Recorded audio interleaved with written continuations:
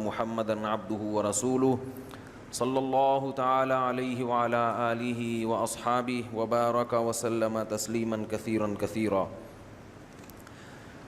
2019 رمضان، تو آج بیان کون سا ہے؟ نواں تے پرانا، یعنی 9th۔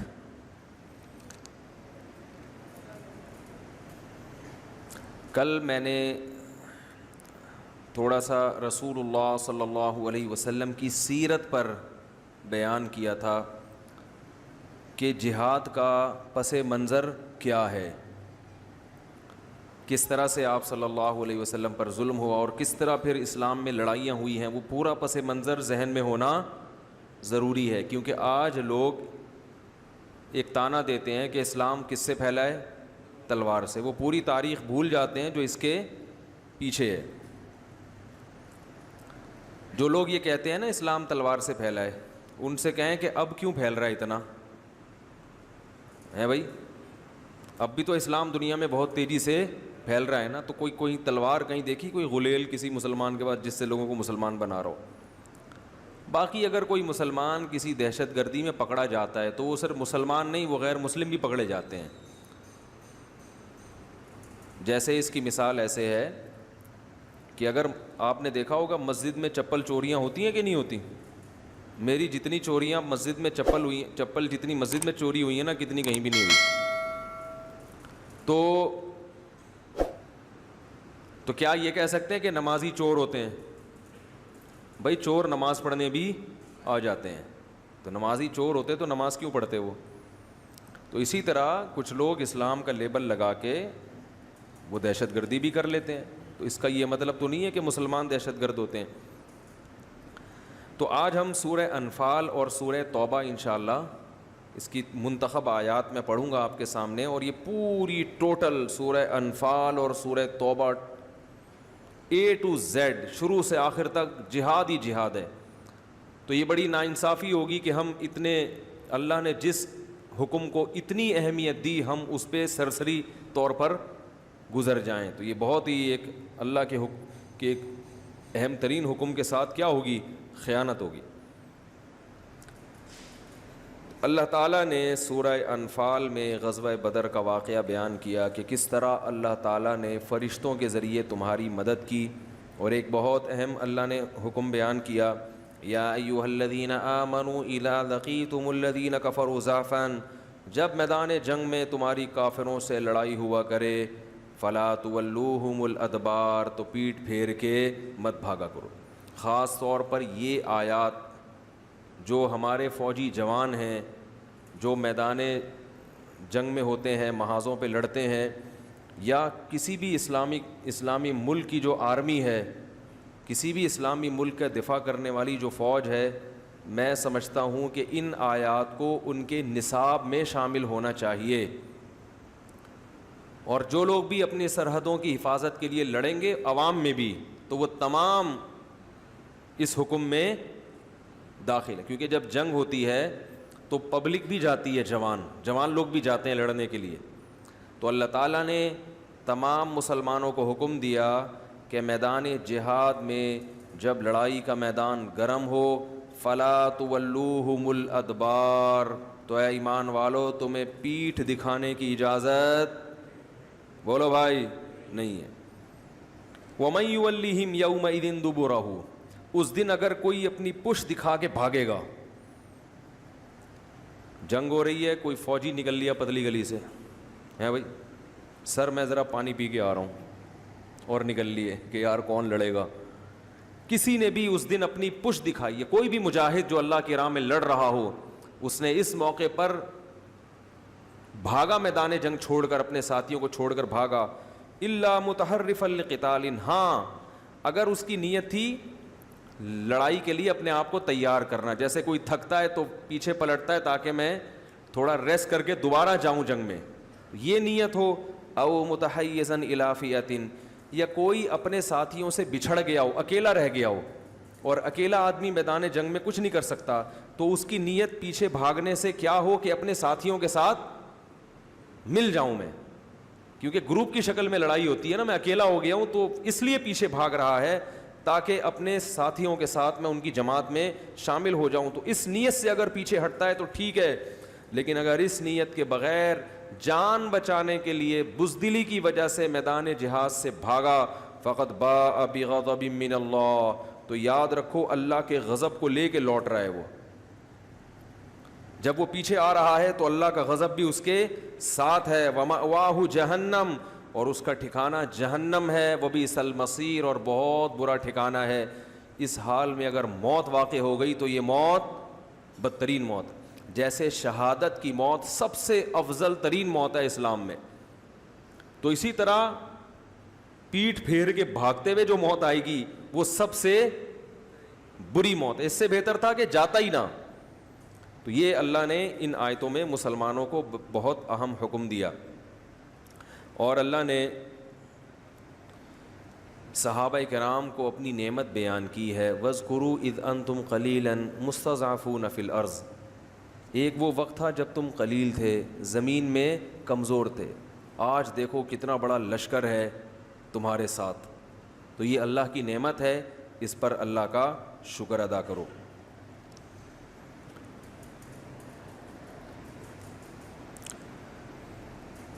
اس میں اللہ تعالیٰ نے مال غنیمت کے احکام بھی بیان کیے ہیں. جب لڑائی ہوتی ہے تو دشمن کا مال بھی ہاتھ میں آتا ہے.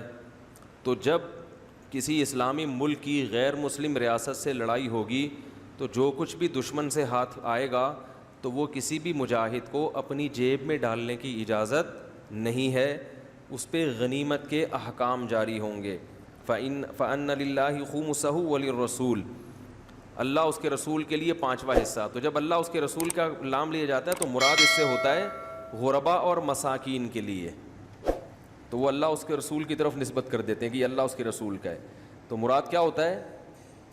غربا اور مساکین. تو وہ غنیمت کے تفصیلی احکام وہ میں بتاؤں گا تو بہت ٹائم ہو جائے گا. تو مال غنیمت کا بھی تقسیم کا بھی شریعت نے ایک طریقہ بیان کیا ہے. پھر اللہ نے فرمایا یا ایھا الذین آمنوا, اے ایمان والو, اذا لقیتم فئۃ, جب تمہاری ملاقات ہوا کرے کسی جماعت سے. اب دیکھو اللہ تعالیٰ کیسے الفاظ استعمال کر رہے ہیں, ملاقات. حالانکہ ملاقات تو ہوتی ہے اور بھائی کیا حال ہے, السلام علیکم, طبیعت ٹھیک ٹھنڈی والان خادے ٹول جوڑ تروڑ سنگے مڑور, یہ ہوتی ہے ملاقات. لیکن یہاں کیا مراد ہے؟ کیا ہو گیا؟ میدان جنگ میں دشمن سے, اس کو بھی اللہ نے ملاقات سے تعبیر کی ہے.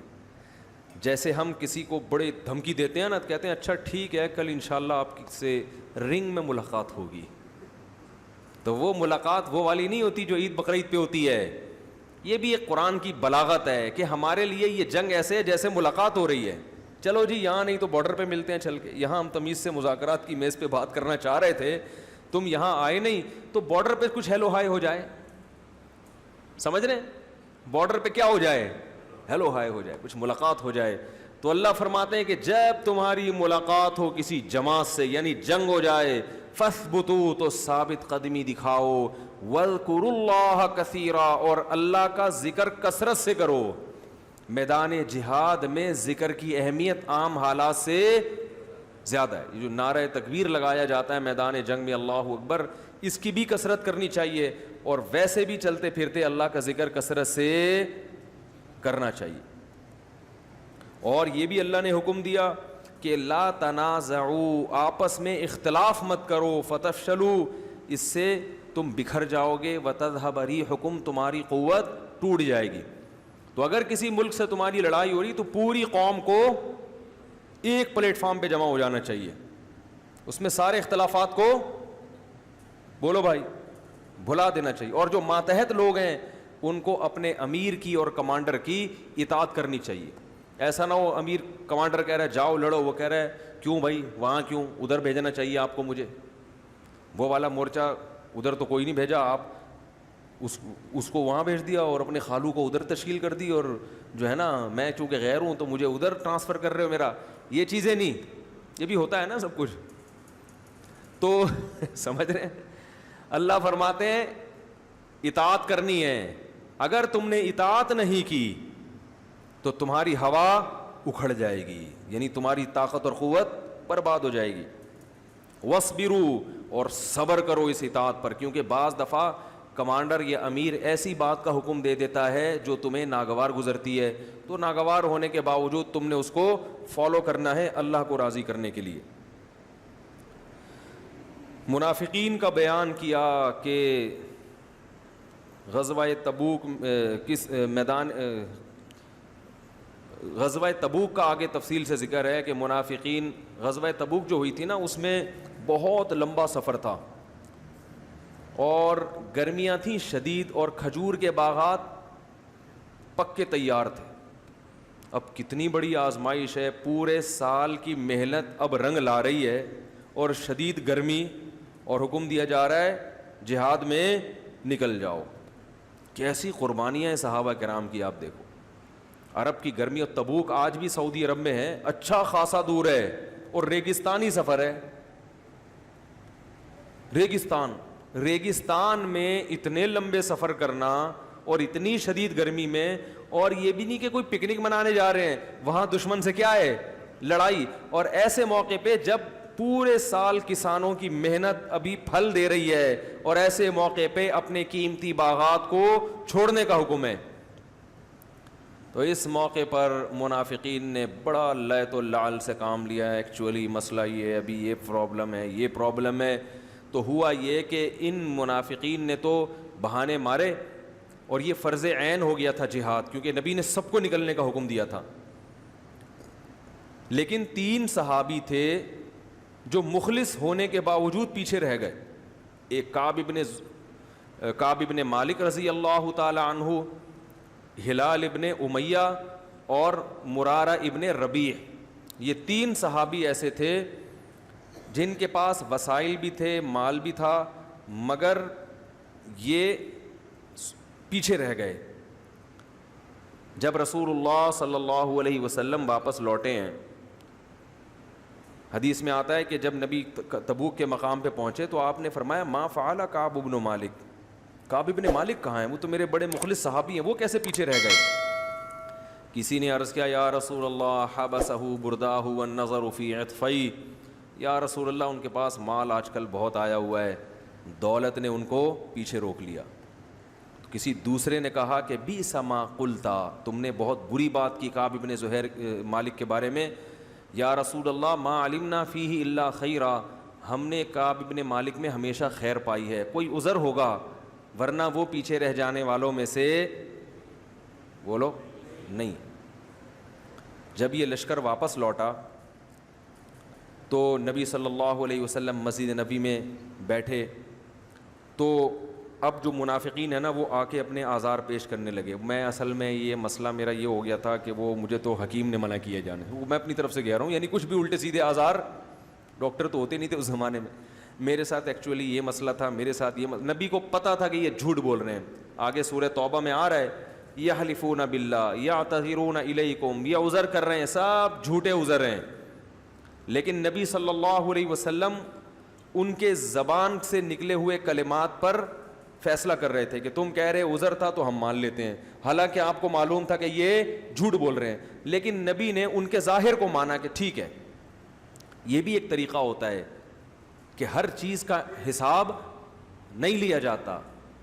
یہ جو میں نے کل بتایا تھا نا، نبی نے منافقین کو کھڑا کر کے سب کو گولی سے کیوں نہیں اڑا دیا، سب کی گردنیں کیوں نہیں اڑا دی، اتنے منافقین پریشان کر رہے تھے، یہ بھی سیاست تھی۔ آپ صلی اللہ علیہ وسلم کو صحابہ نے کہا کہ ان کو قتل کر دیں، آپ نے فرمایا اگر میں قتل کروں گا تو مشرکین اور کافر کہیں گے ان محمدن یقتل اصحابہ، محمد صلی اللہ علیہ وسلم اپنے ساتھیوں کو بھی قتل کر دیتے ہیں، کیونکہ لوگوں کو کیا پتہ کہ منافق ہیں۔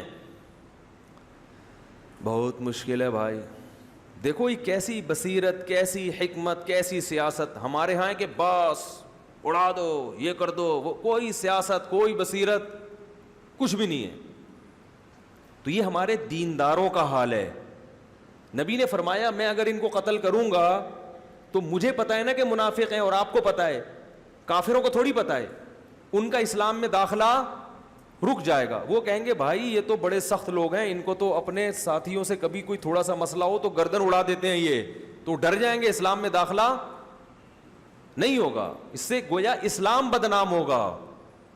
تو یہ بھی کیا تھی نبی صلی اللہ علیہ وسلم کی سیاست، اور ہمیں سیرت سے یہ چیز بھی سیکھنی چاہیے کہ ہر صحیح کام کرنے کا نہیں ہوتا. اس میں گراؤنڈ ریئلٹی کو دیکھنا پڑتا ہے, دائیں بائیں دیکھنا پڑتا ہے, اس کے اثرات کیا پڑیں گے, افورڈ کر سکتے ہیں کہ نہیں کر سکتے. اڑا دو, یوں کر دو, اس کو فتویٰ دے دو ممبر پہ بیٹھ کے, ٹھیک ہے نا, حق بیان کر دو ڈنکے کی چوٹ پہ, جو ہوگا دیکھا. ابے اس کے اثرات کیا پڑ رہے ہیں لوگوں پہ ہیں. تو کچھ بھی نہیں دیکھتے, اور حق پرست عالم سمجھتے ہیں اس کو جو ڈنکے کی چوٹ پہ بیٹھ کے سب بیان سب بتا دے. ایک دفعہ میں نے کہا سب, ایک صاحب مجھے کہنے لگا سب بتا دو مفتی صاحب. میں نے کہا سب بتا دیں, ہاتھ پاؤں کٹوا دیں, اپنے نہیں آپ کے, ٹھیک ہے. تو عالم وہ ہوتا ہے جو حکمت, مصلحت, حق بات کس وقت کہنی ہے اور کس انداز سے کہنی ہے, کون سا موقع ہے, اس موقع پر یہ کہنا بھی ہے کہ نہیں کہنا. بیگم پہلے ہی جلی بھنی بیٹھی ہے اور آپ نے اس کو اسی وقت بیٹھ کے نماز روزے کی تبلیغ کرنا شروع کر دی, وہ مانے گی؟ وہ کہے گی میں پیسے مانگ رہی ہوں اور ادھر کیا زکوٰۃ پر پورا بیان چل رہا ہے. آج کیا ہوا, میں جامع رشید میں ریکارڈنگ کروا رہا تھا, 11واں پارہ تھا پتہ نہیں 10واں, تو میں اس کا خلاصہ تیار کر رہا تھا نا دماغ میں, میرا دماغ پورا ادھر لگا ہوا. تو میرے ساتھ ایک دوست گئے تھے قاری صاحب, وہ بیٹھے ہوئے مجھے سمجھا رہے ہیں, مفتی صاحب دیکھو اللہ آپ سے بڑا دین کا کام لے رہا ہے, اور یہ جو ہے نا آپ جو قرآن کا خلاصہ پیش کر رہے ہو اس کی قدر کرو, یہ بڑا اللہ آپ سے کام لے رہا ہے. اب بار بار میرا دماغ ادھر, پھر میں ادھر آؤں, یار میں یہ خلاصہ تیار کر رہا ہوں. تو پھر وہ مفتی صاحب دیکھو اس پہ اللہ کا شکر ادا کرنا چاہیے, محنت کرنی چاہیے, چھوڑ نہیں دینا چاہیے یہ کام, شکر ادا کرنا چاہیے, جو شکر کرتے ہیں اللہ ان کو نوازتا ہے. پھر میں ادھر, اب وہ ٹائم ہو رہا ہے 6 بجے لائیو چلتا ہے نا, پھر میں ادھر, اب میں پھر جب دوسری دفعہ میں نے کہا قاری صاحب پہلے مجھے بیان کرنے دو, پھر انشاءاللہ آپ کا بیان میں تفصیل سے سنوں گا. پہلے میں ایک دفعہ بیان کر لوں, پھر اس سے زیادہ لمبا بیان میں آپ کو یہاں بٹھا کے میں انشاءاللہ ڈیٹیل میں. تو مطلب یہ تھا کہ یہ اچھی بات ہے, مگر یہ ابھی اس کا موقع, ابھی ایک آدمی دیکھ رہے ہو مصروف ہے اور جو ہے وہ ایک پریپریشن میں لگا ہوا ہے, تیاری میں لگا ہوا ہے, وہ خلاصہ تیار کر رہے ہیں, اور آپ اس کو بیٹھ کے چاہے اپریشیٹ ہی کر رہے ہیں, چاہے تعریف ہی کر رہے ہیں, کچھ بھی کر رہے ہیں, لیکن ابھی یہ موقع نہیں ہے. تو میں نے جب ان کو یہ کہا نا, میں نے کہا ایسا ہے کہ پہلے میرا ہو جائے پھر میں آپ کا سن لوں گا. تو وہ ایک دم کلا بازی کھا کے ہنسے اور وہ مغرب تک ہنس رہے تھے, مغرب میں ملا پھر بھی ہنس رہے ہیں, کہہ رہے آپ نے جو تنبیہ کا جو اسٹائل تھا نا, وہ اسٹائل بڑا مزیدار تھا. تو غصے میں کوئی بیٹھا ہوا ہو, آپ نے اس وقت جا کے اس کو سمجھانا شروع کر دیا, نماز پڑھا کرو, زکوٰۃ دیا کرو. وہ کہے گا میں پیسے مانگنے آیا ہوں, قرضہ مانگ رہا ہوں, اور تو کیا کر رہا ہے. تو ہمارے ہاں اس چیزوں کا خیال نہیں کیا جاتا. تو اب کیا ہوا, نبی صلی اللہ علیہ وسلم جب واپس تشریف لائے, چونکہ یہ سورہ توبہ میں پوری غزوہ تبوک کو بڑی ڈیٹیل میں بیان کیا گیا ہے, اور اس میں اس واقعے کو بھی اللہ نے ہائی لائٹ کیا ہے. تو نبی صلی اللہ علیہ وسلم جب واپس آئے تو منافقین جھوٹے جھوٹے آزار پیش کر رہے تھے, یہ ہو گیا, آپ کو پتہ تھا جھوٹ بول رہے ہیں اور جھوٹی قسمیں اٹھا رہے ہیں, لیکن آپ نے ان کو چھوڑ دیا. جب کعب ابن مالک آئے تو بڑے پریشان تھے کہ میں کیا کہوں گا, میں تو مخلص ساتھیوں میں سے ہوں. اور حضرت کعب ابن مالک کہتے ہیں ہر جنگ میں نبی کے ساتھ شریک رہا ہوں میں. کہتے ہیں صرف بدر میں اس لیے نہیں کہ مجھے تو پتہ ہی نہیں تھا کہ یہ لڑائی ہو جائے گی, ورنہ ہر جہاد میں نبی کے ساتھ شریک رہا. کہہ رہے ہیں جب میں نبی کے پاس آیا تو آپ نے پوچھا کہ کیا عذر تھا تمہارا, الم یکن قد ابتعت ظہرک, کیا تم نے سواری نہیں خریدی تھی, تمہارے پاس تو سواری بھی تھی, سب کچھ تھا. کعب ابن مالک کہتے ہیں میرے دل میں شیطان نے بڑے وسوسے ڈالے کہ میں بھی منافقین کی طرح جھوٹ بول دوں, لیکن کہتے ہیں میں نے کہا ایک جرم میں نے کیا ہے, دوسرا جرم میں بولو بھائی نہیں کروں. کہتے ہیں میں نے کہہ دیا کہ یا رسول اللہ کوئی عذر نہیں تھا, کوئی عذر نہیں تھا میرا, بس شیطان نے روک لیا مجھے, اور اتنا مالدار تو میں پہلے کبھی تھا ہی نہیں جتنا ابو. اور وہ جو 2 صحابی تھے وہ عمر زیادہ تھی ان کی, بوڑھے تھے, مرارہ ابن ربی اور ہلال ابن امیہ, انہوں نے بھی سچ سچ کہہ دیا. آپ صلی اللہ علیہ وسلم نے فرمایا قم, اٹھو, حتی یقضی اللہ فیک, جب تک اللہ تمہارے بارے میں کوئی فیصلہ نہیں کرتا تم یہاں سے چلے جاؤ. آپ ایسے غضبناک ہوئے کہ آپ صلی اللہ علیہ وسلم نے صحابہ کو حکم دے دیا کوئی بھی ان سے بات چیت نہ کرے, کیونکہ ایسی سخت لڑائی تھی, اتنی گرمی تھی, شدت تھی. ایسے موقع پہ اپنے ساتھیوں کا ساتھ چھوڑ دینا اچھا کام. اس سے پتہ چلتا ہے کہ اپنے سب ساتھی تھے نا صحابہ بھی, ایسے موقع, اور اسی سے انسان کا پتہ چلتا ہے کون کتنے پانی میں ہے. وہ ایک شاعر کا شعر ہے نا, وَإِذَا يُحَاسُ الْحَيْثُ يُجْعَدْ وَإِذَا تَكُونُ كَرِيهَةً اُدْعَى لَهَا وَإِذَا يُحَاسُ الْحَيْثُ يُدْعَى جُنْدُبُ. کہہ رہے ہیں جب حلوہ پکایا جاتا ہے تو جندب کو بلایا جاتا ہے, اور جب گھمسان کی جنگ لڑی جاتی ہے تو مجھے کال کی جاتی ہے. ٹھیک ہے نا. تو غیرت مند لوگوں کو کب یاد کیا جاتا ہے؟ مشکل میں. اور وہ کیونکہ وہ مشکل میں ساتھ دیتے ہیں, اور جو ساتھ مشکل میں نہیں دے رہا, صرف افطار پارٹیوں میں تو آپ کے ساتھ آ رہا ہے, مشکلات میں آپ کا ساتھ چھوڑ دیتا ہے, وہ غیرت مند اور دوستی کے قابل نہیں ہے. یہ دوسروں کے بارے میں نہیں, ہمیں اپنے بارے میں سوچنا چاہیے کہ ہم ایسے, ہم تو ابھی پتہ ہے کیا ذہن میں آ رہا ہوگا, اچھا وہ جو بندہ ہے نا صحیح کہہ رہے ہیں مفتی صاحب اس کے بارے میں. ہمیں چاہیے کس کے بارے میں؟ اپنے بارے میں, کہ کیا میں ایسا ہوں یا نہیں ہوں. تو نبی نے فرمایا جاؤ اللہ تمہارے بارے میں فیصلہ کرے گا, اور صحابہ کو حکم دے دیا کوئی ان سے بات چیت نہ کرے, اور بیویوں کو حکم دیا وہ بھی الگ ہو جائیں ان سے. صحابہ نے پوچھا کہ طلاق دے دیں, فرمایا نہ طلاق مت دو, ان سے کہو الگ ہو جائیں, اپنے ماں باپ کے گھر چلی جائیں. وہ جو 2 صحابی تھے بوڑھے, انہوں نے کسی خادم کو بھیجا کہ نبی سے جا کے پوچھیں کہ ہم نہیں, ان کی بیویوں نے پوچھا نبی سے کہ یا رسول اللہ یہ بوڑھے ہمارے دونوں شوہر کیا ہیں, بوڑھے ہیں, ان کو خدمت کی ضرورت ہے, تو ہم اگر اپنے ماں باپ کے گھر چلی جائیں گی تو یہ بوڑھے شوہر کی خدمت کرنے والا کوئی بھی نہیں ہے. تو نبی نے حکم دیا کہ ٹھیک ہے تم گھر پہ رہو مگر یہ تمہارے پاس نہ آئیں. تو انہوں نے کہا یا رسول اللہ یہ ہمارے پاس آنے کی سکت نہیں رکھتے, کیونکہ جب سے ان کا بائیکاٹ ہوا ہے اور پتہ چلا ہے کہ نبی ناراض ہیں, یہ رونے کے علاوہ کوئی کام نہیں کرتے. کعب ابن مالک کہتے ہیں کہ مجھے لوگوں نے مشورہ دیا کہ تم بھی اپنی بیوی سے کہو کہ جا کے نبی سے پرمیشن لے آئیں. فرماتے ہیں میں نے کہا کہ وہ تو بوڑھے تھے, میں جوان ہوں, مجھے تو شرم آ رہی ہے. نبی بولیں گے تمہیں کیا خدمت کی ضرورت ہے بھائی. فرماتے ہیں میں نے نبی سے یہ درخواست, بولو بھائی, نہیں. کہتے ہیں 1 دن 2 دن 3 دن 4 دن ایسی حالت ہو گئی کہ جس کا قرآن نے ذکر کیا ہے سورہ توبہ میں, ضاقت علیہم الارض بما رحبت, زمین اپنی کشادگی کے باوجود ان پر تنگ ہو گئی. فرمایا میں بازاروں میں نکلتا لوگ مجھ سے منہ پھیر لیا کرتے تھے. 1 دن 2 دن 3 دن 4 دن 5 دن, کہتے ہیں ایسا لگتا تھا کہ میں زمین کیا ہو گئی ہے.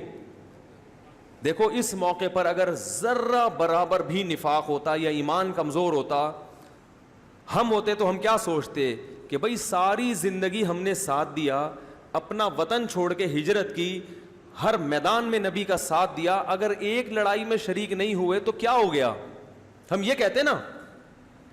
باقی تو سارے گئے ہیں, اگر میں نہیں گیا تو کون سا طوفان آ گیا, ہم یہ کہتے نا. اور اس پر اتنی سخت سزا ہمیں دی جا رہی ہے کہ بائیکاٹ کیا جا رہا ہے, ہماری بیویوں تک کو اپنے والدین کے گھر بھیج دیا گیا, اور کوئی مدینہ میں ہم سے بات کرنے کے لیے تیار نہیں ہے. کتنی بڑی آزمائش. یہ کہنا آسان ہے, جس پہ گزرتی ہے وہ جانتا ہے کہ کتنی بڑی آزمائش ہے. آج کسی سے عقیدت محبت ہونا, ذرا سی کوئی کوتاہی اس کی سامنے آ جائے, فوراً عقیدت کا جنازہ, ایک دم عقیدت کا جنازہ نکل جاتا ہے. تو اس موقع پر روم کا بادشاہ تھا, پتہ نہیں فارس کا, مجھے یاد نہیں, اس کو جب پتہ چلا نا کہ کعب ابن مالک جو سرداروں میں سے ہے اور ان کے ساتھیوں نے ان کے ساتھ یہ سلوک کیا کہ کوئی بات ہی نہیں کر رہا, تو اس نے ایسے موقع پہ دشمن فائدہ اٹھاتے ہیں نا, تو اس نے خط بھیجا کعب ابن مالک کی طرف. تو حضرت کعب ابن مالک کہتے ہیں کہ میں بازار میں چل رہا تھا کہ ایک پکارنے والا پکار رہا تھا, من یدل علی کعب ابن مالک, بھائی کعب ابن مالک کون ہے, کیونکہ وہ اجنبی تھا, دوسرے ملک سے آیا تھا.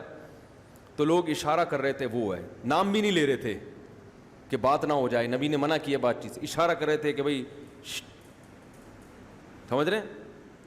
وہ میرا بیٹا ہے نا, ایک دن چھوٹا سا بچہ, اس نے, میں نے اسے بولا یہ کس نے توڑا ہے, تو پتہ کیا کہتے ہیں ایسے نا ایسے کر کے. وہ جب بھی میں کسی کو اشارہ کرتا ہوں تو مجھے وہ منظر یاد, وہ منہ سے نہیں بول رہا, ڈر رہا تھا, کہہ رہا ہے ایسے کر کے اس نے کیا ہے, تاکہ اس کو پتہ نہ چلے کہ میں اس کی طرف اشارہ کر رہا ہوں. تو بچے اس طرح کی حرکتیں کرتے ہیں. خیر کہنے لوگ کیا کرنے لگے, اشارہ, کیونکہ نبی نے بات چیت سے منع کیا ہے. کہہ رہے ہیں وہ میرے پاس آئے اور مجھے خط تھما دیا. اس خط میں لکھا تھا کہ ہمیں یہ پتہ چلا ہے, بادشاہ نے لکھا تھا کہ تمہارے ساتھیوں نے تمہارے ساتھ بڑا ظلم کیا, حالانکہ تم تو عزت کے قابل آدمی. دیکھو چڑھانے والے ایسے چڑھاتے ہیں نا, تم ذلت کے لائق نہیں ہو, تم عزت کے قابل ہو, تمہارے ساتھ ایسا سلوک نہیں ہونا چاہیے, تم ہمارے پاس آ جاؤ, ہم تمہیں عزت بھی دیں گے, پیسہ بھی دیں گے, حکومت بھی دیں گے. کوئی اور ہوتا کیسا پھسل جاتا ہو ایسے موقع پہ. کعب بن مالک کہتے ہیں میں نے اس خط کو ایسے کر کے پھاڑا اور میں نے کہا جیسے ایک آزمائش میرے اوپر آئی تھی, اب یہ اللہ کی طرف سے ایک آزمائش میں ناکام ہوا تو اتنی سزا مل رہی ہے اللہ کی طرف سے. وہ سمجھتے ہیں یہ سب کس کی طرف سے ہو رہا ہے؟ اللہ کی طرف سے. انہوں نے کہا یہ اتنی بڑی آزمائش, پھاڑ دیا اس خط کو. کہتے ہیں پھر وہی کوئی بات ہی نہیں کر رہا. کہہ رہے میں جب مسجد نبی میں آ کے نماز پڑھتا, میں دیکھتا کہ نبی صلی اللہ علیہ وسلم میری طرف دیکھتے ہیں, لیکن میں جیسے ہی سلام پھیرتا تو آپ اپنے رخ کو میری طرف سے پھیر لیتے تھے. کیسا شاک گزرتا ہوگا. یہاں تک کہ 40 دن اسی حال میں گزر گئے.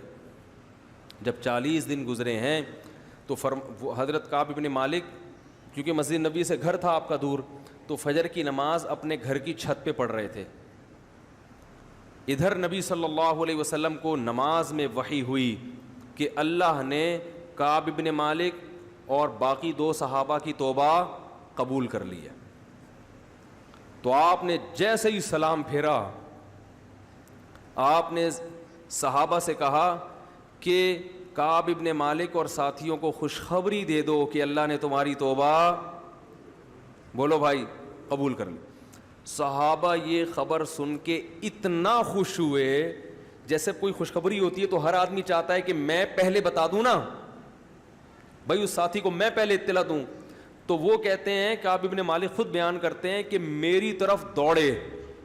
کہتے ہیں ایک نے کیا کیا, اس نے کہا دوڑنے سے بہتر ہے میں تیز رفتار گھوڑے کی پشت پہ سوار ہو کے جاؤں گا اور سب سے پہلے کعب بن مالک کو خوشخبری. تیسرے صحابی نے کیا کیا کہ گھوڑے کی رفتار سے زیادہ آواز کی رفتار ہے, وہ فوراً پہاڑ پہ چڑھ کر کعب بن مالک کے گھر کی طرف رخ کیا اور زور سے آواز ماری, یا کعب بن مالک ابشر, اے کعب بن مالک اللہ کی طرف خوشخبری قبول کرو. کہتے ہیں میں ابھی مصلی پہ بیٹھا تھا, وہ کیونکہ کان الصوت اسرع من الفرس, آواز کی رفتار گھوڑے کی رفتار سے, یہ خود صحابی کا بیان ہے, کہتے ہیں آواز کی رفتار گھوڑے کی رفتار سے تیز ہوتی ہے. تو وہ ان صحابی نے نا اپنے شوق میں, جیسے ہوتا ہے نا کسی کو اطلاع دینی ہوتی ہے تو بھائی چڑھ کے آواز لگا دو تاکہ وہ گھوڑے میں جو ہے نا پہنچنے سے پہلے میری آواز پہنچ جائے. کہتے ہیں میں نے جب پہاڑ پہ آواز سنی کہ اے کعب بن مالک خوش ہو جاؤ, بس اتنی, میں سمجھ گیا کہ میری توبہ قبول ہوگی. میں فوراً دوڑا نبی صلی اللہ علیہ وسلم کی طرف مسجد نبی میں. جب آیا آپ صلی اللہ علیہ وسلم کی خدمت میں تو آپ صلی اللہ علیہ وسلم مسجد نبی میں بیٹھے ہوئے تھے اور آپ کا چہرہ خوشی سے چمک رہا تھا. حتی اذا استنار کأن وجہہ قطعۃ قمر, نبی صلی اللہ علیہ وسلم جب خوش ہوتے تھے تو کعب بن مالک کہتے ہیں ایسا چہرہ چمکتا تھا جیسے 14ویں کا چاند, آپ کے چہرے پہ خوشی کے آثار. اور کہتے ہیں کہ میں جیسے ہی نبی کے پاس آ کے بیٹھا, نبی نے کیا خوشخبری دی, یا کعب بن مالک ابشر بخیر یوم مرت علیک منذ ولدتک امک. کیا بشارت دی, اے کعب جب سے تیری ماں نے تجھے جنا ہے اس سے زیادہ بہتر دن تیری زندگی میں نہیں آیا, ایسے دن کی مبارکباد قبول کرو. حضرت کعب نے فوراً کیا کہا, امن عندک ام من عند اللہ یا رسول اللہ, یہ آپ کی طرف سے خوشخبری ہے یا اللہ کی طرف سے؟ فرمایا لا بل من عند اللہ, یہ میری طرف سے نہیں, یہ کس کی طرف سے؟ یعنی وہ چاہ رہے تھے کہ نبی نے اپنی طرف سے معاف کیا, یہ اللہ نے کچھ حکم دیا ہے, تھوڑی تسلی چاہ رہے تھے نا. تو نبی نے کیا فرمایا, من عند اللہ, یہ معافی کس کی طرف سے ہے؟ پکا کام ہوا ہے, پکا. کہتے ہیں نا سپریم کورٹ کا فیصلہ ہے بھائی, یہ اس کو چینج نہیں کیا جا سکتا. یہ کس کا فیصلہ ہے؟ اللہ کا. کیسے خوش ہوئے کعب بن مالک, فوراً کہا یا رسول اللہ, جس اللہ نے میری توبہ قبول کی ہے, میری توبہ کی تکمیل یہ ہے کہ جس مال نے مجھے جہاد سے روکا سارا مال صدقہ. زیرو ہو جاؤں گا میں. سب کس کے حوالے؟ آپ کے حوالے, جہاں چاہیں خرچ کریں. نبی نے فرمایا نا نا نا نا نا, ایسا نہ مت کرو, ٹھیک ہے نا, کچھ روکو اور کچھ سارا صدقہ کر دو گے. نبی تو اپنے ساتھیوں پہ خیر خواہ بھی تھے نا. ہم ہوتے ہم کہتے ہیں لیا لیا لیا, ہم کیا کہتے ہیں ابھی جو جیسے چندہ مانگنے والا جو ہوتا ہے نا, وہ دیکھتا ہے لوگوں کو گرم کر کے ابھی نکال لو, ٹھیک ہے نا, چاہے وہ بعد میں جا کے رو رہے ہوں یار سارے پیسے تو چندہ مانگنے والے کو جا کے دے آئے. اور وہ تو غربا پہ صدقہ کر رہے تھے. یا رسول اللہ سارا مال, یہ ہوتی ہے توبہ کی تکمیل. ہم لوگ توبہ کرتے ہیں, پتہ ہے کیسی توبہ, ہماری توبہ بھی ایسی ڈھیلی ڈھالی اور کمزور ہوتی ہے کہ تبھی وہ گناہ بار بار ہو رہا ہوتا ہے توبہ کرنے کی. کوئی نہ صدقہ ہوتا ہے ہم سے, گناہ کا جو چیز سبب بنی تھی اس سبب کو بھی نہیں چھوڑتے. صحابی نے کہا یہ مال سبب بنا ہے نا جہاد سے روکنے کا, تو یہ مال اب میں نہیں رکھوں گا, یہ سارے باغات جو اس زمانے کی کروڑوں کی مالیت ہوگی سب صدقہ. فرمایا نا نا نا, سب نہیں, کچھ صدقہ کرو. غالباً 1/3 کا حکم دیا کہ 1/3 صدقہ کرو. تو کعب ابن مالک کہتے ہیں کہ میں نے عزم کر لیا کہ اللہ نے مجھے سچ کی وجہ سے نجات دی ہے, تو میں زندگی میں کبھی بھی جھوٹ نہیں بولوں. اللہ سے ایگریمنٹ کیا. اور فرماتے ہیں اس کے بعد اللہ نے مجھے بہت آزمایا. کئی مواقع پہ مجھے سچ بولنے میں نقصان ہو رہا تھا, لیکن مجھے اپنا وعدہ یاد آتا تھا کہ میں کبھی بھی زبان سے غلط بیانی نہیں کروں گا. اور یہ پتہ ہے کعب ابن مالک آخر عمر میں نابینا ہو گئے تھے اور اپنے بیٹے کو یہ واقعہ سنا رہے تھے پورا, جو صحیح بخاری صحیح مسلم کی حدیث میں.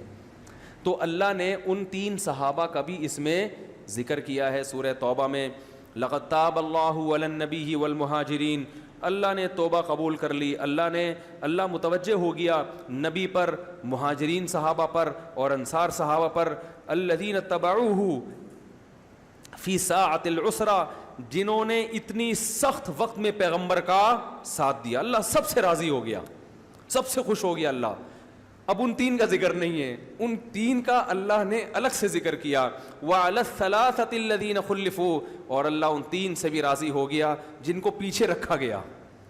اب دیکھو عجیب بات ہے, حالانکہ وہ تو خود پیچھے رہے تھے نا, لیکن اللہ کیا کہہ رہے ہیں پیچھے ان کو.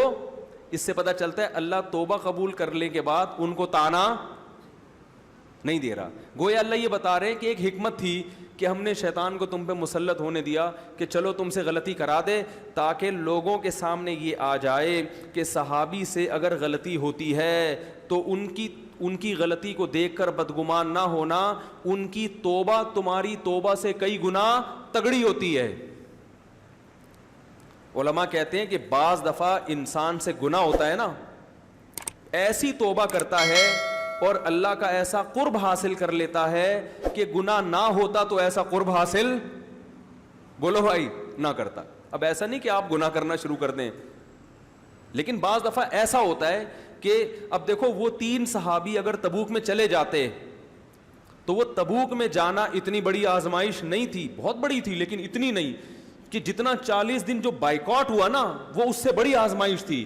تو چھوٹی آزمائش میں ناکام ہونے کی وجہ سے اللہ نے بڑی آزمائش میں ڈالا, لیکن وہ بڑی آزمائش میں کامیاب ہو کر ان لوگوں سے بھی آگے نکل گئے ہوں گے جو تبوک میں گئے ہوں گے, تبھی ان کا الگ سے اللہ نے ذکر کیا. بہت مشکل ہے سمجھانا بھائی. تو اللہ والوں سے اگر کبھی کوئی گناہ ہو بھی جاتا ہے تو علماء کہتے ہیں ان کی توبہ ایسی تگڑی اور پاورفل ہو. مجھے لگ رہا ہے آپ لوگ جو ہے نا روزہ ووزہ ابھی تک چل رہا ہے آپ لوگوں کا, کچھ چہروں پہ کوئی, ابھی کل وہ دیکھو پنجاب سے آئے نا آپ لوگ, جماعت آئی ہوئی ہے, یہ کہہ رہے ہیں یار پنجاب میں مفتی صاحب بیان کرو, دیکھو آگے سے کیسا رسپانس ملے گا. بولو بھائی, بولنے کی ضرورت ہی نہیں رہے گی. لوگ کہیں گے سبحان اللہ علم, یہاں چپ بیٹھے ہوئے جیسے کوئی ایلفی سے چپکا دیا ہے آپ لوگوں کو یہاں پہ. تو کیا کہہ رہا تھا میں, ہاں, تو اہل اللہ سے بعض دفعہ گناہ ہوتا ہے, یہ نہیں کہ کرتے رہتے ہیں, کبھی ہو بھی جاتا ہے. تو ان سے کبھی اگر گناہ ہو جائے تو فوراً بدگمان نہیں ہونا چاہیے, کیونکہ وہ ایسا گڑ گڑاتے ہیں اللہ کے سامنے, ان کو ایسا احساس ہوتا ہے کہ جو احساس عام آدمی کو نہیں ہوتا. آپ کو پتہ ہے نا کہ صحابی حضرت ماعز رضی اللہ تعالیٰ عنہ سے زنا ہو گیا تھا. نبی کے پاس آئے, یا رسول اللہ میں شادی شدہ ہوں, مجھ سے زنا ہو گیا ہے, مجھے سزا دیں, میں چاہتا ہوں دنیا میں پاک صاف ہو کے جاؤں. کیسی توبہ ہے بھائی, ان کو پتہ ہے پتھروں سے مارا جائے گا. نبی نے چہرہ انور کو پھیر لیا, کیونکہ حکم یہی ہے. وہ دوبارہ آئے دوسری مجلس میں, سزا دیں, پھر پھیر لیا, پھر آئے سزا دیں, پھر پھیر لیا آپ نے, پھر چوتھی دفعہ آئے, پھر آپ نے صحابہ کو حکم دیا جاؤ ان کو جا کے رجم کرو. پھر صحابہ کرام نے پتھروں سے ان کو رجم کرنا شروع کیا. تو جب ظاہر پتھر لگے ان کے سر پہ تکلیف ہوئی تو وہ میدان سے فرار ہو گئے. تو صحابہ ان کا پیچھا کر کے گئے اور ان کو شہید کر دیا. تو آپ صلی اللہ علیہ وسلم نے فرمایا جب وہ بھاگ گئے تھے تو تم نے ان کو چھوڑ کیوں نہیں دیا. لیکن یہ دیکھو کہ کتنا بڑا جگرا ہے نا. اب اگر کوئی ان کے زنا کو دیکھے کہ شادی شدہ ہو کے زنا کیا, یہ معاذ اللہ یہ ہوتے ہیں صحابہ, تو بھائی ایسی توبہ کوئی کرتا ہے؟ اور یہ تو چلو مرد تھے, مرد کا دل مضبوط ہوتا ہے. جوہینہ قبیلے کی ایک عورت نبی کے پاس آئی, صحیح بخاری صحیح مسلم کی حدیث ہے.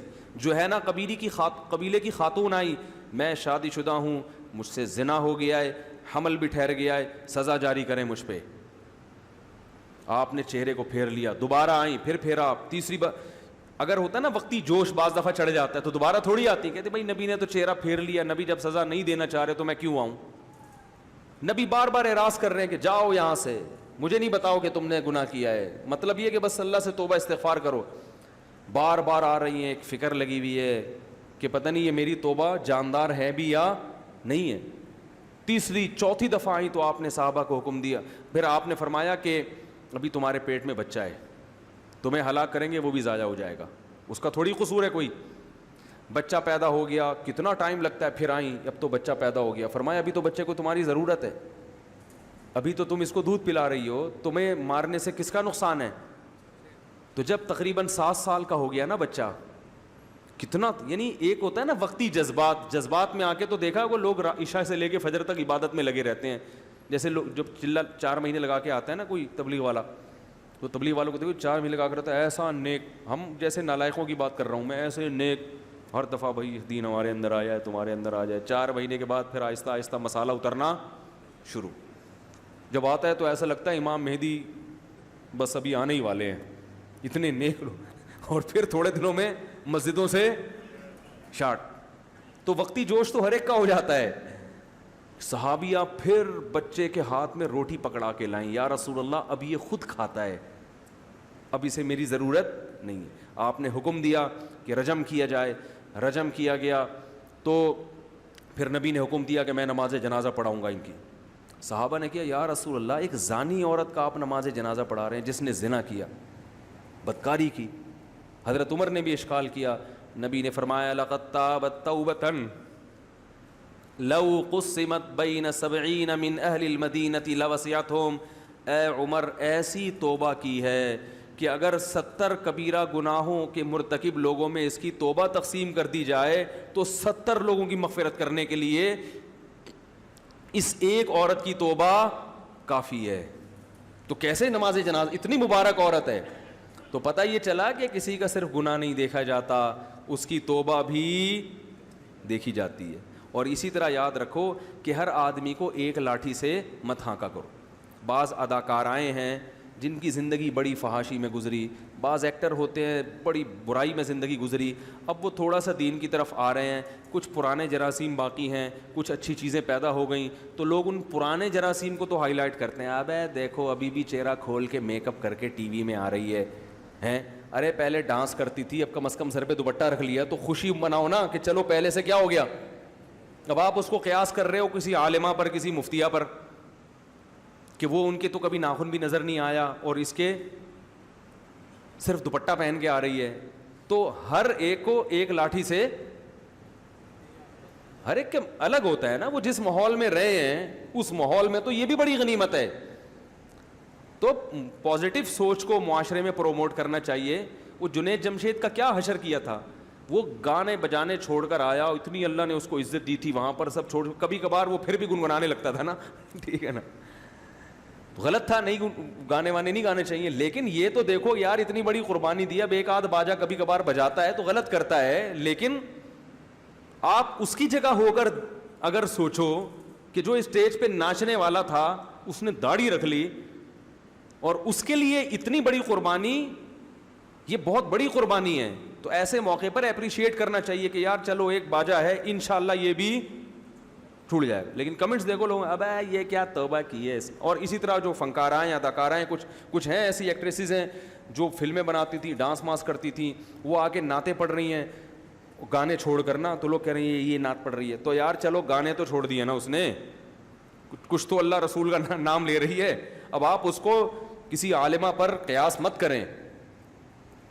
ایک آدمی شراب پیتا تھا, وہ چرس پہ آ گیا. اب آپ کہہ رہے ہیں چرس پیتا ہے, ہیروئن پیتا تھا وہ چرس پہ آ گیا. آپ کہہ رہے ہوں ہمارے مسجد کے مفتی صاحب تو سگریٹ بھی نہیں پیتے اور یہ کیا پی رہا ہے, چرس. تو بھائی مفتی صاحب پہ سگریٹ ایسی ہے جیسے ایک عام آدمی پہ ہیروئن, ٹھیک ہے نا. فرق ہوتا ہے نا بھائی. ایک آدمی مدرسے میں پلا بڑا ہے, وہ سگریٹ پیے تو وہ سگریٹ بھی اس کے لیے بہت بری چیز ہے. اور ایک آدمی بیچارہ چرس پیتا, ہیروئن پیا کرتا تھا, وہ ہیروئن چھوڑ کے چرس پہ آ گیا, نسوار رکھ رہا ہے, پان کھا رہا ہے, گٹکے کھا رہا ہے, تو اس کو تو جھک کے سلام کرو. صرف پان کھاتے ہو یار آپ ہیں, دن بھر میں صرف 25-30 گٹکے کھاتے ہو یار, تو تم تو ویسے ہی بغیر حساب کتاب کے لگتا ہے جنت میں چلے جاؤ گے. کیونکہ اس نے جو ہیروئن چھوڑی ہے وہ قربانی, کیونکہ آپ نے کبھی پی نہیں نا, اللہ پلائے بھی نہیں. پی ہو پھر پتہ چلتا ہے کہ وہ چھوڑنا بڑا مشکل کام ہے. ہاں اپریشیٹ نہ کرو کہ گٹکا کھاتے ہو چلو کھا لیا کرو, یہ ضرور کہو کہ انشاءاللہ اللہ نے چاہا تو یہ بھی چھوٹ جائے گا. لیکن اس کو برائی مت کرو لوگوں کے سامنے, اپریشیٹ کرو تاکہ وہ دین کی طرف اور آئے, نہ یہ کہ اس کی حوصلہ شکنی کرنا شروع کر دو. تو خیر اللہ تعالیٰ نے ان کی توبہ, کہاں چل رہی تھی بات یار, جلدی سے سمیٹو, آپ گچی پکڑ کے رکھا کرو نا.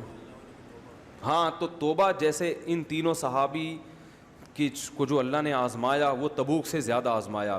تو اللہ نے تمام صحابہ کی تعریف کی جو بھی تبوک میں گئے تھے, لیکن ان کی الگ سے تعریف کی. وَعَلَى الثَّلَاثَةِ الَّذِينَ خُلِّفُوا, اور ان 3 لوگوں کی بھی اللہ نے توبہ قبول کر لی جن کو پیچھے رکھا گیا تھا. حالانکہ وہ پیچھے خود رہے تھے نا, لیکن اب اللہ تعالیٰ گویا ان کو طنز نہیں کر, تانا نہیں دے رہے کہ گویا وہ کسی حکمت سے پیچھے رکھ لیا تھا تاکہ امت کے سامنے صحابہ کا یہ پہلو بھی تو آئے, امت کو اس سے بھی تو سبق ملے کہ اگر کبھی تم سے غلطی ہو جائے اور بڑوں کی طرف سے سزا ملے تو اس سزا کو ٹھنڈے پیٹوں برداشت کر لیا کرو.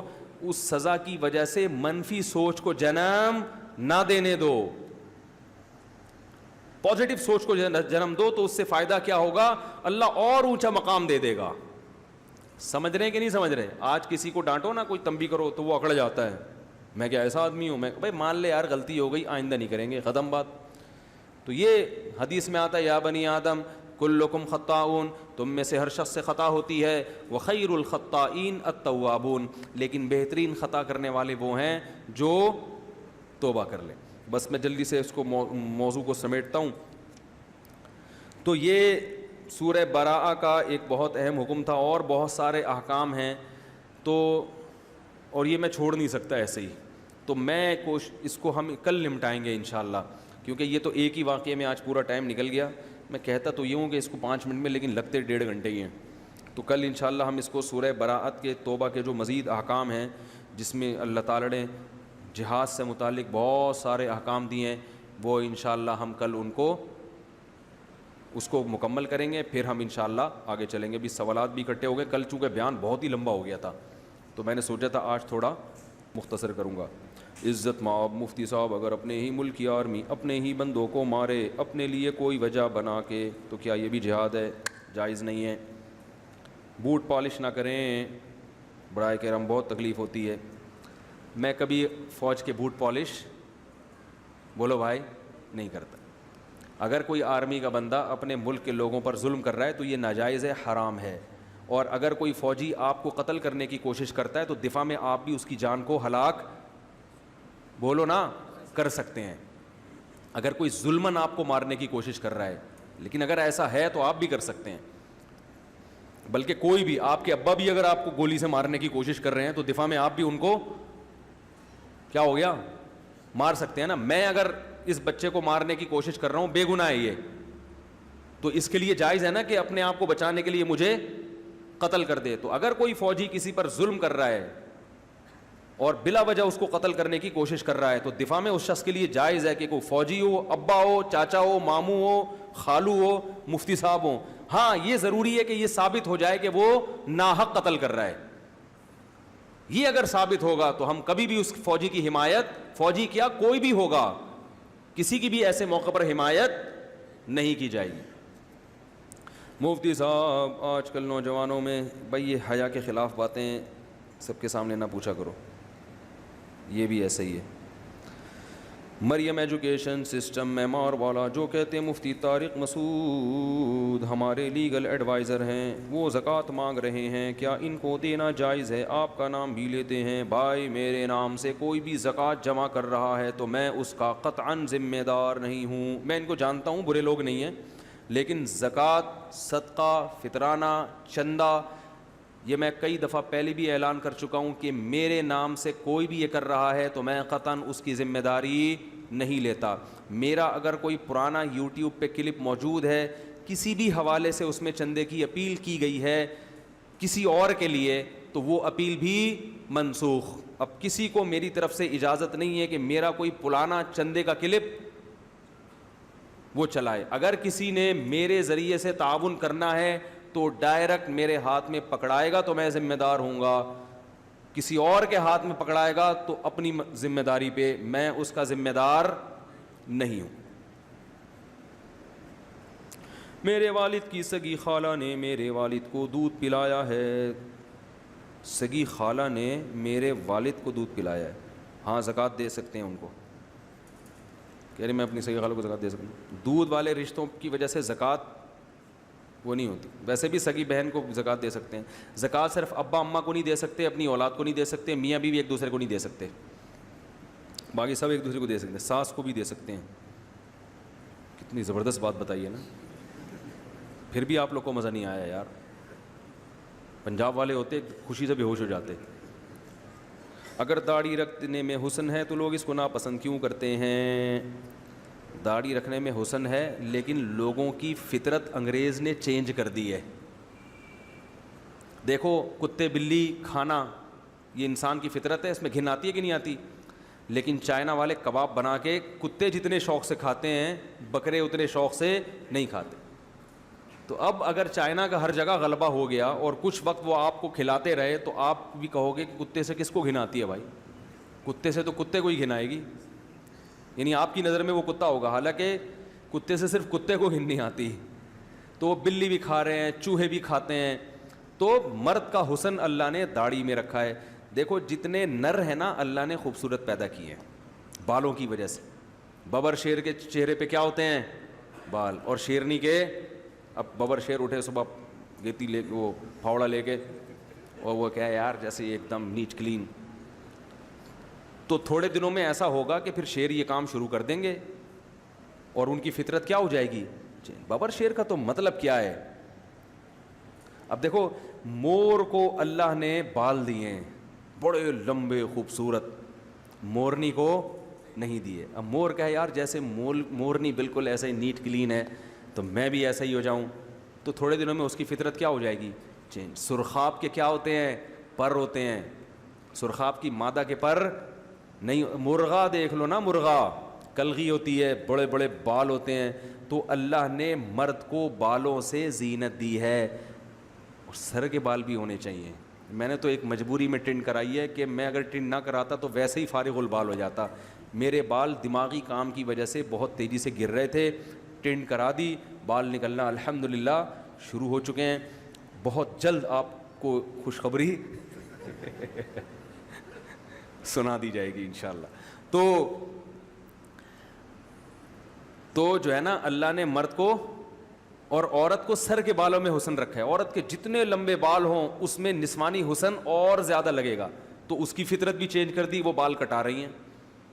وہ کٹا کٹا کے پرکٹی نہیں ہوتی جیسے چھوٹے چھوٹے بال، عجیب وحشت ہوتی ہے ان کے چہروں پر، وہ حسن نہیں ہوتا، لیکن چونکہ فیشن بن گیا تو اسی جو ہے نا، دیکھو اگر عورت کے سر کے بالوں میں اتنا حسن نہ ہوتا تو مرد کی نسبت اللہ نے عورت کو اتنے لمبے بال دیے ہی نہ ہوتے۔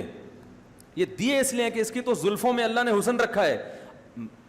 آپ جتنے بھی بال بڑھانا چاہیں نا اتنے نہیں، کندھوں تک آئیں گے اس کے بعد بڑھیں گے ہی نہیں، لیکن عورت کے بال بچپن سے ہی اتنی اسپیڈ سے بڑھتے ہیں۔ اس کا مطلب ہے کہ یہ عورت ہونے کی وجہ سے بڑھتے ہیں۔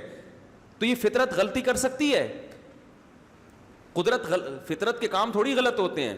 پہلے زمانے میں تو عورتیں ایسے سر میں مالشیں کیا کرتی تھی, بال لمبے ہوتے, شاعروں کے کلام میں زلفوں کا تذکرہ بہت ہوتا تھا, زلفوں کا, اپنی محبوبہ کی نا زلفیں ایسی. آج کل زلفیں کیا ہو گئی ہیں, شارٹ, زلف ہے ہی نہیں. ٹھیک ہے, تو شاعری کس پہ گئے شاعر؟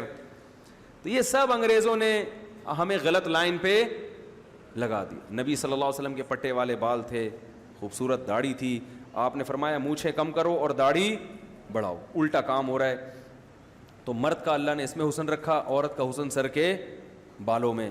تو وہ سر کے بال کٹا رہی ہیں, مرد چہرے کے بال کٹا رہا ہے, یہ غلط ہے. تبھی آپ دیکھ لو جس مرد کے داڑھی ہوتی ہے وہ ایک دم کٹا دے تو بہت ہی عجیب سا لگ رہا ہوتا ہے, ایک دم چہرے کی رونق ختم ہو جاتی ہے. تمام پیغمبروں نے داڑھی رکھی ہے, خود ہمارے نبی سے زیادہ کون خوبصورت ہوگا. تو جلال ہے اس میں, جلال. باقی یہ کہ آج کل خواتین بغیر داڑھی والے کو پسند کیوں کرتی ہیں, وہ اس لیے کہ وہ سمجھتی ہیں ماڈرن ہے, یہ زمانے کے حساب سے چل رہا ہے. ورنہ عورت کی فطرت یہ ہے کہ اسے بغیر داڑھی والا مرد پسند نہیں آتا, اسے آدمی پسند آتا ہے جو پراپر آدمی ہو, جس میں مکمل مردانہ علامتیں پائی جائیں, آواز ہو اس کی, چہرے پہ ایک روب ہو. تو اگر وہ کلین شیو ہو جائے گا تو تھوڑی پسند آئے گا اس کو. اب آج کل اس لیے پسند آ رہا ہے کہ وہ سمجھتی ہیں ماڈرن ہے زمانے کے حساب سے, داڑھی والے کو سمجھتی ہیں پرانے زمانے کا آدمی ہے. ٹھیک ہے نا, اس ماڈرن, حالانکہ داڑھی والے بھی ماڈرن ہیں بھائی, بہت سارے لوگ بڑے ماڈرن ہیں, لیکن ایک چیز ہے نا, وہ بنا دیا نا, ایک ذہن بنا دیا غیر مسلموں نے, تو بن گیا ان کا. اچھا میرے بھائی داڑھی رکھنا چاہتا ہوں لیکن ہمت نہیں ہوتی, لوگ کیا کہیں گے. بھائی تو کٹانا چھوڑ دے, خود بخود بڑھ جائے گی. چھوڑ دو کینچی لگانا بلیڈ میں, خود بخود کیا ہوگا. تھوڑے دن تک عجیب سی لگتی ہے کیونکہ بے تکے بال بڑھتے ہیں نا, کیونکہ شروع میں آپ شیو کرتے ہیں, اب ایک دم سے عجیب سے, تھوڑے دن تک عجیب سے لگے گی. جب وہ برابر ہو جائے گی, ایک وقت کے بعد جا کے رک جائے گی, پھر پراپر اس کو برابر کر دیں تو پھر انشاءاللہ لوگوں کو بھی اچھی لگے گی. نہ لگے تو بھاڑ میں جائیں, یہ لوگ کوئی آپ کے ساتھ قبر میں تھوڑی جائیں گے. ایک انگریز نے جو ہے نا, وہ بچہ گود میں تھا تو وہ نہیں رویا بچہ, تو اس انگریز نے, ایک مولوی صاحب نے بچہ جیسے ہی لیا وہ بچہ رونا لگا. تو انگریز نے کہا دیکھو تم لوگوں سے جو ہے نا یہ بچے بھی ڈرتے ہیں مسلمانوں سے. تو مولوی صاحب نے کہا اصل میں مقصد یہ ہے کہ تمہاری گود میں جب آیا تو اس کو ماں کی ممتا کا احساس ہوا. تو ماں کی گود میں بچہ کبھی بھی روتا, مجھے پاس آیا تو اس کو پتا چلا کسی مرد کی گود میں ہے. ٹھیک ہے نا, تو اس لیے وہ دہشت بیٹھ گئی تھوڑی سی. اور داڑھی کے الٹے سیدھے خط نہ بنایا کرے, اس سے داڑھی کی رونق ختم ہو جاتی. پتہ نہیں منہ پہ کٹورا رکھ کے عجیب عجیب سی چیزیں بنا رہے ہوتے ہیں, یہاں سے باہر, جب چھوڑ دو اس کو اپنے حال پہ. بھائی قدرت نے جس طرح سے آپ کو دی ہے اسی طرح سے رکھو اور اس کو برابر کر لیا کرو. ایک مٹھی کے بعد کاٹنا جائز ہے اس کا, تو برابر, ایسے نہ ہو کہ وہ بالکل ہی جو ہے نا وہ عجیب سے وہ لہرا رہی ہوتی ہے, وہ پھر داڑھی کے ساتھ تھوڑی سی ناانصافی ہے. اللہ تعالیٰ سمجھنے کی, عمل کی توفیق عطا فرمائے. Thanks for watching. Don't forget to like, comment, share and subscribe to Mufti Tariq Masood.